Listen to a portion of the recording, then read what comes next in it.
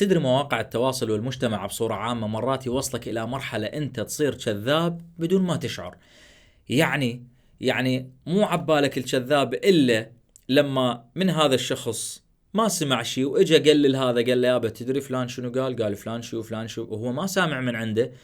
هنا يلا يحس نفسه هو قاعد يكذب. لا أبدا، مرات أنت تنقل أخبار أنت أصلا ما سامعها، هنا أنت هم قاعد تكذب، لأن أنت عفوا بس مجرد سمعتها قاعد تنقلها. هنا أنت هم دخلت بهاي الدائرة، بأنك أنت صرت كذاب.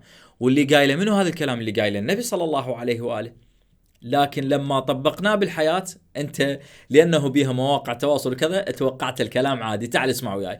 يا أبا ذر، هذه وصية موصيها النبي صلى الله عليه وآله لأبي ذر رضوان الله تعالى عليه.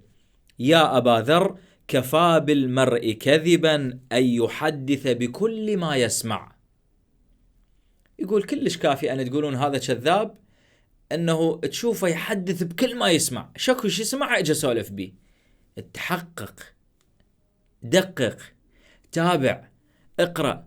قد يكون هذا المنشور اللي ناشرينه قاطعينه من محاضرة طولها ساعة وماخذي لك بس هاي الدقيقة اللي على مزاجهم على هواهم، وانت اجيت وسولفت. تدرون اقلكم السيد الفلاني شنو يقول، الشيخ الفلاني شو يقول، تدرون الدكتور الفلاني شو يقول، تدرون الحج الفلاني شو يقول، تدرون الممثل الفلاني شو يقول، تدرون المذيع الفلاني شو يقول. يا بجوز ما قايل، يجوز هذا المقطع مقتطعينه وانت اجيت وحدثت به، وراح تصير كذاب وتترتب يعني يترتب ذنب عليك وإثم عليك.